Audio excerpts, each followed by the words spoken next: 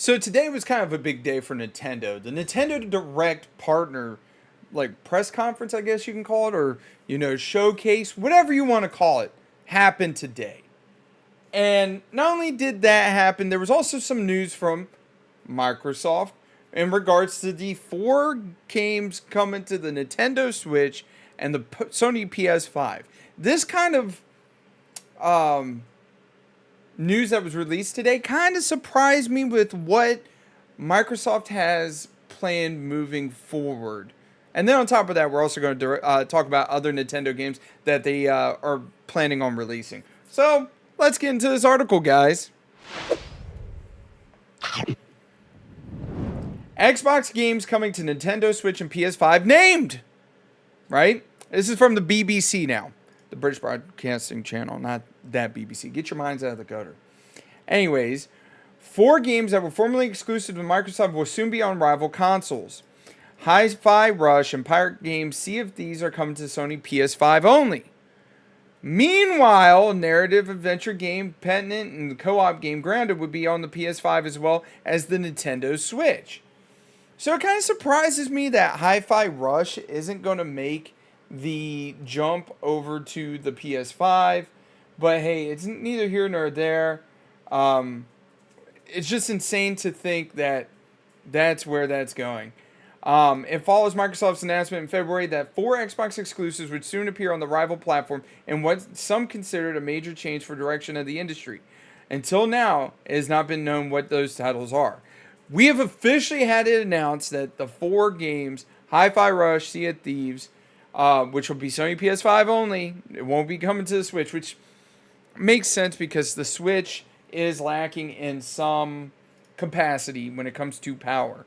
So the PS5 will get to enjoy that, and we'll also get to enjoy, these other games. But I never played Grounded, so I have no idea what it's like. Sea of Thieves, I think people are going to enjoy that, and it'll definitely be a massive boost to the ecosystem for them. Two of the games that were revealed on Wednesday in the Nintendo Direct, an online showcase for the firm, before Microsoft confirmed the full list in a blog post. These multiplayer titles available will be bringing more people together and continue to grow their communities as a player, said the Xbox Game Studios Matt Booty. Neil Watson, editor of the Xbox Hub, said fans would not be too surprised by the names of the games that were chosen to appear on the consoles after several weeks of rumors. On top of that, it had already been leaked. So in my honest opinion, I don't know why they didn't just come out from the get-go and be like, yo, these are the games, this is our plan, instead of being like, 4 games. Yes, no, we're not going to release Indiana Jones and Starfield, though. Just come forward.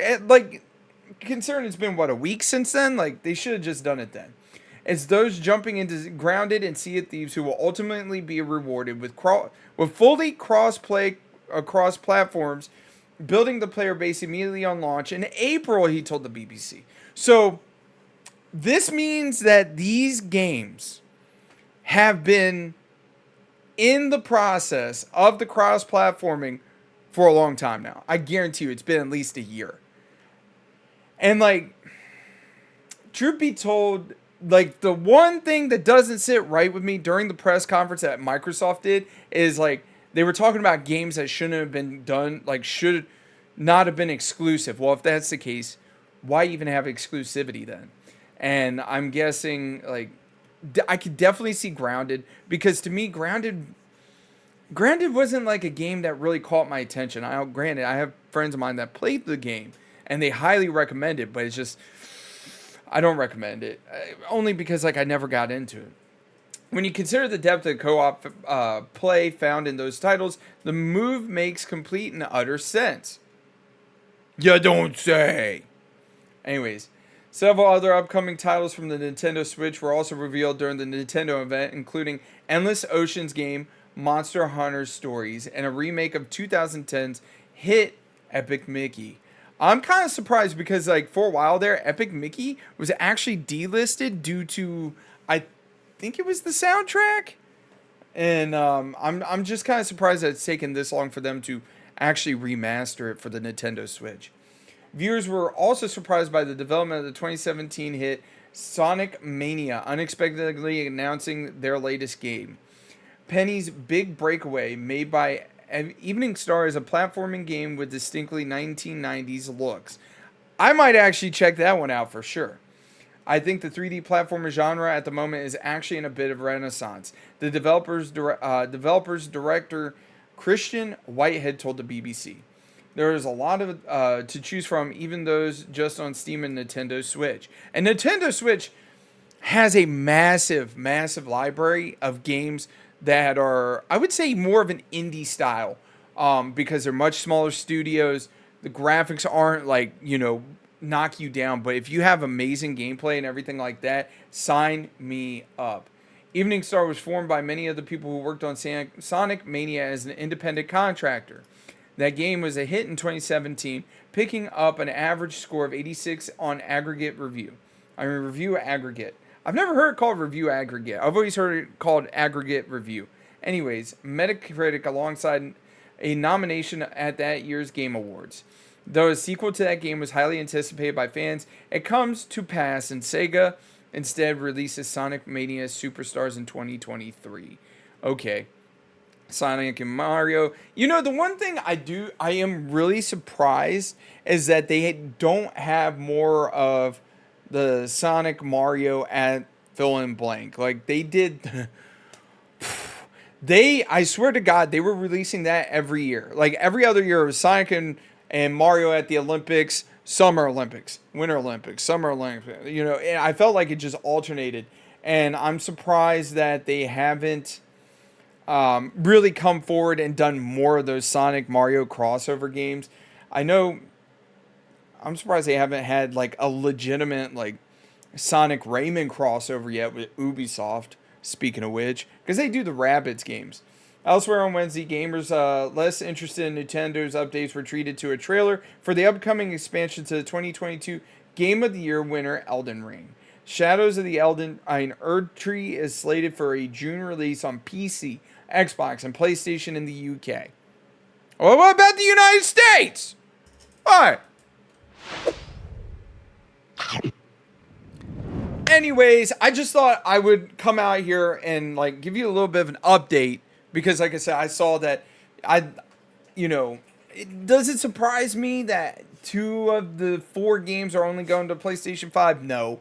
But it does surprise me that Hi-Fi Rush is actually one of those games. I'm surprised it's not going over Nintendo because it looks more like a cel-shaded game. So you would think that it would be able to run on, this bad boy, the Nintendo Switch.